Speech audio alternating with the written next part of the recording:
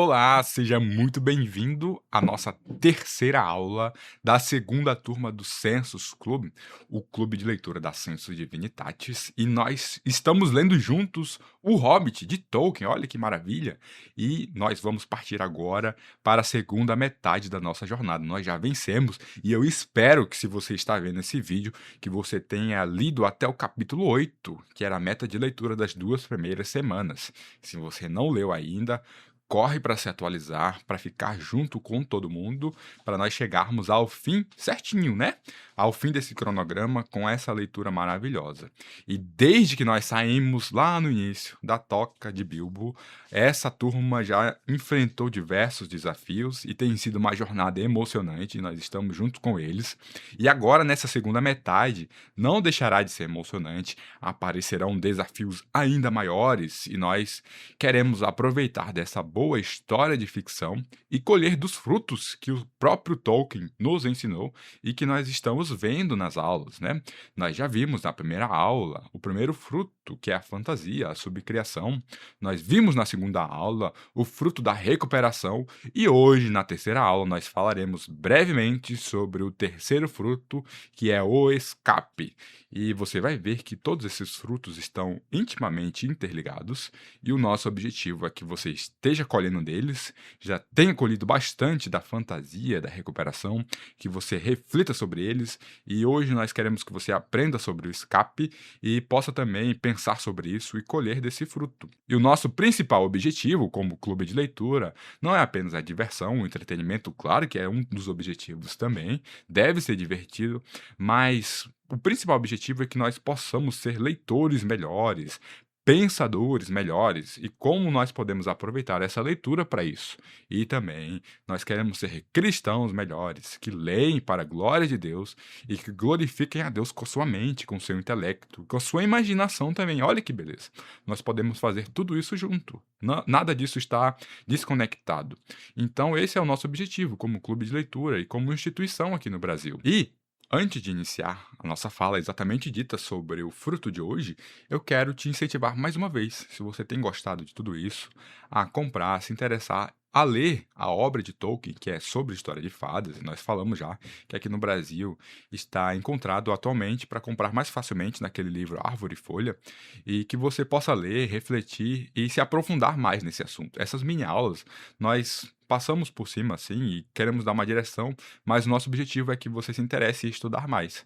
Quem sabe no futuro nós não podemos aprender e fazer uma turma somente para isso, né? Para nos aprofundarmos nesse assunto ainda mais e ir mais profundo para sermos leitores ainda melhores. Então, falando propriamente do escape, nós precisamos primeiro limpar essa palavra. Porque, como o próprio Tolkien fala ali naquele ensaio, e como ele mesmo proferiu na sua palestra original, essa palavra é comumente usada de uma forma pejorativa, e isso é muito complicado, e não é essa forma pejorativa que o Tolkien está defendendo pra gente. Vamos pensar juntos sobre esse escape, que as pessoas até estão familiarizadas sobre os contos de fada, né? Muitas vezes é usado de forma ruim, de forma pejorativa, para dizer que as histórias, os contos de fada, a ficção, é uma fuga da realidade, e usam isso para dizer que a ficção, esse tipo de literatura, é uma literatura menor. Os próprios críticos da época de Tolkien falavam isso.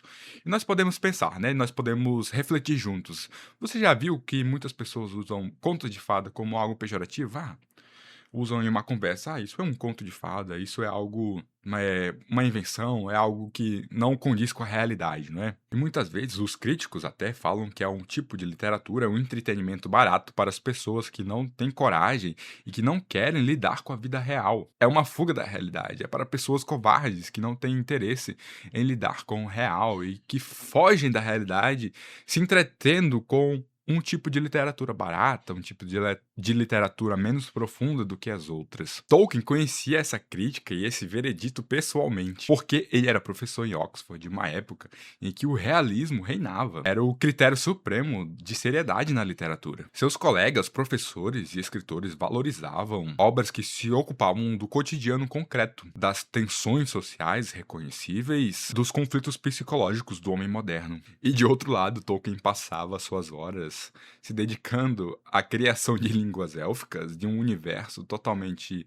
novo que nunca veio a existir. Ele poderia ter se esquivado ou se acovardado, mas diferentemente, ele não se acovardou, na realidade, ele contrapôs o pensamento realista e moderno, e ao defender as histórias dos contos de fada, ele nos trouxe uma bela reflexão. E em Sobre História de Fadas, que foi uma palestra, ele atacou veementemente a ideia do escape como sendo algo pejorativo, algo ruim. E ele argumentou que os críticos que usam o escape como um insulto, na realidade estão fazendo uma grande confusão. Eles estão confundindo coisas totalmente diferentes. E essa confusão revela mais sobre o preconceito que eles tinham e têm com a real fantasia, sobre o valor da fantasia. Então vamos percorrer um pouquinho sobre o argumento de Tolkien, sobre o falso e o verdadeiro escape que ele defende, e fazermos algumas aplicações, e aplicações cristãs também, como uma boa fantasia e o verdadeiro escape que a fantasia nos proporciona pode nos enriquecer. E Tolkien, ao defender sobre o escape que a boa ficção nos proporciona, traz a distinção exatamente do escape que ele acha que é bom e que a boa ficção nos traz, do escape que não é o que ele defende, que é o escape mau e falso. E nós podemos pensar no argumento de Tolkien com uma pergunta que ele mesmo fez no seu ensaio, e nós vamos ver aqui na tela. Por que um homem deveria ser desprezado se, encontrando-se na prisão, tenta sair e ir para casa? Ou se, quando não pode fazê-lo, pensa e fala sobre outros assuntos que não sejam carcereiros e muros de prisão? O mundo exterior não se tornou menos real porque o prisioneiro não consegue vê-lo. Então, nós podemos ver aqui Tolkien discorrendo sobre dois tipos de fuga, e ele insiste que confundi-los é um erro grave. E o primeiro tipo de fuga que ele nos aponta é a fuga de um desertor, é a fuga por covardia, é aquela pessoa que fecha os olhos para a injustiça por ter medo de encará-la. O homem que se entrega ao entretenimento vazio para não pensar. Essa fuga é real e ela existe, mas não é a fuga defendida por Tolkien. Não é esse escape que ele defende, que a boa ficção, a boa história de fada nos proporciona. Não é esse tipo de fuga. Essa fuga existe mesmo. É essa fuga de alguém que não quer encarar a realidade, que quer se anestesiar e se anestesia com um entretenimento barato, um entretenimento raso, para que não faz pensar. E nós vimos Tolkien falando sobre isso lá nos anos 30, né? E nós podemos observar aqui agora ainda muito mais, com a tecnologia muito mais avançada, né? Nós temos sim entretenimento barato, nós temos sim fantasia barata, que proporciona às pessoas uma fuga da realidade, um anestesiamento, né? Mas não é esse tipo de fuga que Tolkien está defendendo pra gente. Nós não podemos confundir com a verdadeira fuga, com o verdadeiro escape que ele defende, que a boa ficção nos traz, que é a segunda. Porque o segundo tipo de fuga é a fuga do prisioneiro, que é a que Tolkien defende pra gente aqui. E ele diz que é a fuga do homem injustamente encarcerado, que tenta escapar. Então nós temos alguém que foi injustamente encarcerado aqui, nessa analogia, mas essa pessoa que está presa ali numa prisão pode e deve pensar sobre sua casa, sobre a natureza, sobre os seus familiares, sobre a verdade, sobre a justiça. E isso não é covardia, mas é por saber que aquele mundo que ele está preso ali, aquela prisão, não é a realidade última dele. Ele sabe que além dali existe uma realidade verdadeira. Além da prisão, além das grades, além do carcereiro, existe algo que é maior, que é mais belo, que é melhor, que é mais verdadeiro do que aquela realidade que ele está inserido ali.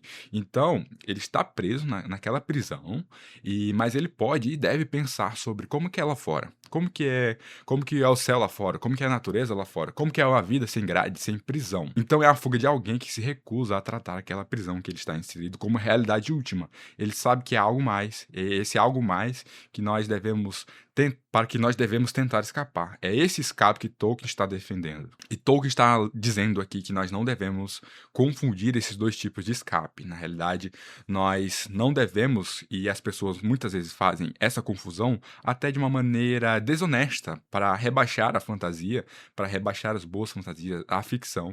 E Tolkien está ali no seu ensaio, criticando ferozmente tudo isso, ferozmente os críticos e as pessoas que ele considera fazer isso até por maldade, essa confusão. E isso transforma completamente o argumento e o pensamento de Tolkien, porque o pensamento tolkieniano não é de um escape passivo, de algo que a gente faz para se anestesiar, mas na realidade é ativo. A fantasia nos traz esse aspecto ativo de nós pensarmos além de onde nós estamos, pensarmos além da realidade que nós estamos inseridos. E a chave de tudo isso é onde ele discorre sobre o pensamento do que é real. E ele traz algumas críticas interessantes ali. Nós não temos tempo de discorrer sobre tudo isso, mas ele faz um contraponto e traz argumentos e perguntas para nós pensarmos: o que é real? O que é realmente realidade? O que nós contamos como vida real? Ele traz algumas citações ali de colegas próprios de Oxford que falam. Ele cita até um professor que se dizia alegre por poder ouvir o barulho e sentir o cheiro das fábricas perto da universidade, porque era a vida real chegando-se ali perto da universidade, e ele combate ferozmente esse pensamento, e ele não se sentia confortável em aceitar esse pensamento de que a realidade era o cheiro de fábrica, era a modernidade. E ele brinca e ele fala que como pode? Tem literaturas que tratam sobre tudo isso, sobre a vida real, sobre a modernidade, e eles tratam isso como superior à fantasia, que se atém e se abraça e que valoriza as coisas que são realmente eternas, como a natureza, como a criação, é assim que ele diz pra gente. Então ele faz essa brincadeira, esse contraponto, esse jogo com as pessoas, com os materialistas, com os modernos de sua época, que valorizavam muito esse pensamento da realidade, da evolução da tecnologia, e Tolkien faz esse contraponto e esse pensamento, mostrando que a ficção, ao se ater às coisas que são realmente belas, que são realmente permanentes, tem o seu lugar de importância, e não é menor do que os outros estilos literários ou os outros estilos de pensamento. Então, o argumento de Tolkien aqui não é sentimental, mas é muito filosófico. Ele está contestando a ideia de que o produto industrial, o produto material da indústria é mais real do que a natureza, do que o mito, do que a imaginação humana. Ele está contestando isso, dizer que o que o homem produz é mais real, é mais realidade do que a natureza, do que o próprio homem imagina. É isso que ele está aqui contestando. Vou deixar uma citação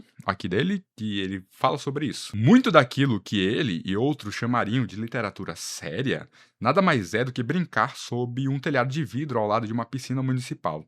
As histórias de fadas podem inventar monstros que voam pelo ar ou habitam as profundezas, mas ao menos não tentam escapar do céu ou do mar. Não tentam escapar do céu ou do mar. E aqui ele está dizendo que a fantasia valoriza e fica com as coisas permanentes, as coisas que não envelhecem e que são belas e boas por natureza. E aqui ele está contrapondo seus críticos ao dizer que a fantasia é uma fuga da realidade, e ele traz o questionamento. Mas o que é realidade pra gente, né?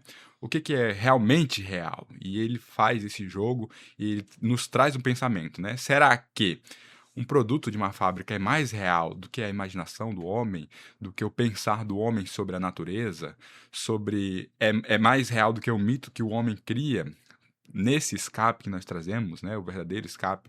Então, Tolkien faz esse jogo, faz nós pensarmos sobre isso, e o argumento sobre o escape tem várias camadas. Eu vou passar rapidamente por essas camadas para nós também pensarmos um pouco e tentarmos retirar algum proveito na nossa leitura aqui de Hobbit sobre esse fruto, o escape. Dentro do escape, ele nos traz pelo menos três tipos de escape, e ele começa por os mais superficiais e vai aprofundando os escapes que nós, seres humanos, tendemos e precisamos pensar. E o primeiro nível de escape é o escape que Tolkien fala sobre o escape da feiura moderna, justamente essa crítica à modernidade e essa crítica à imposição de coisas da modernidade que Tolkien está nos falando e nos apontando que a boa ficção nos faz fugir de coisas feias que muitas vezes a sociedade, a indústria nos empurram como realidade e como obrigatórios para a nossa vida. E ele fala e nos aponta que, por exemplo, um escritor não é obrigado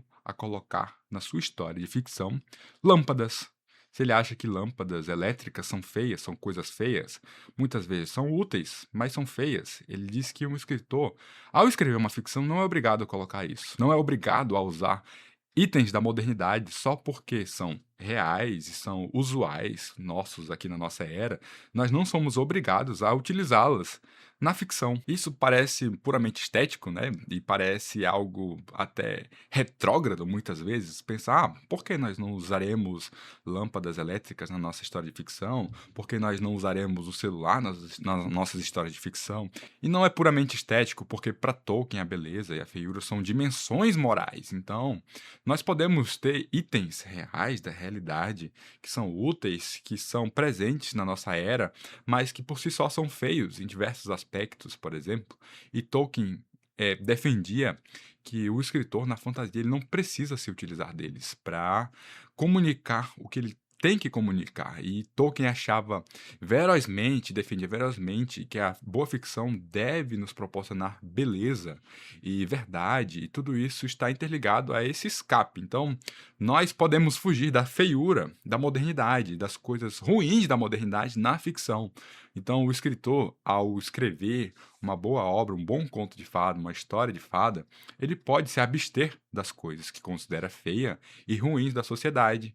Então, ao construir um novo mundo, nós podemos retirar o celular, nós podemos retirar a lâmpada elétrica, como eles falam, e todos os itens que nós consideramos feios, imorais, ou não essenciais, ou até mesmo ruins para nossa existência. Então, esse é o poder e esse é um dos escapes que a boa ficção nos traz. Isso não é uma nostalgia ali ingênua, mas é um diagnóstico cultural que nós temos. Esse é o poder da fantasia.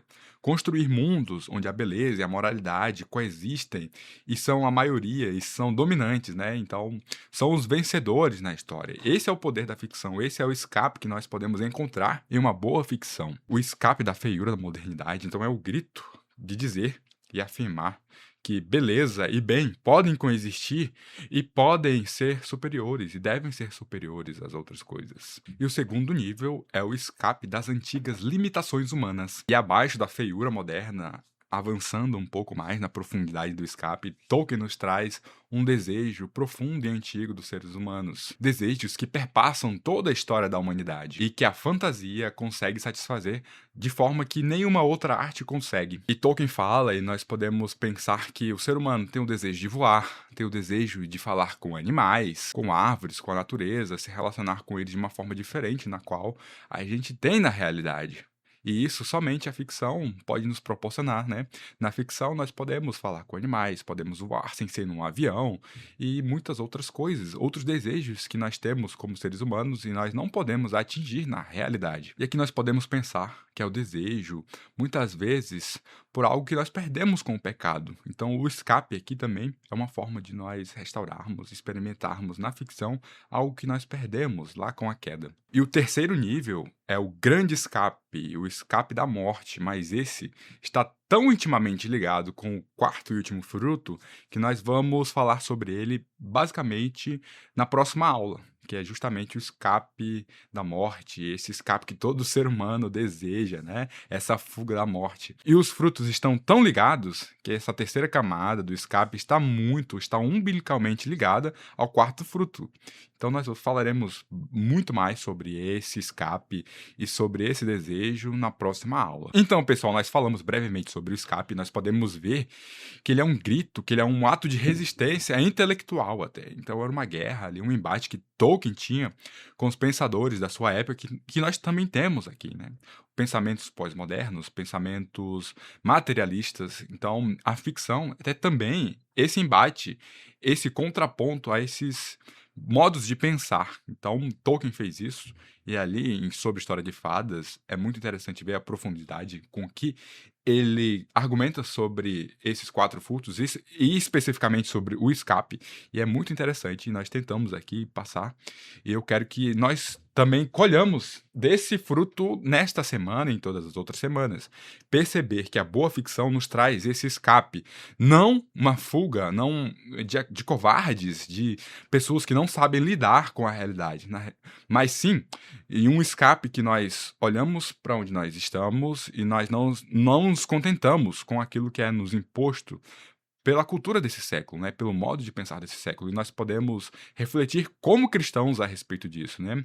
Nós estamos contra a cultura. E isso Tolkien fez, interessantemente, muito bem.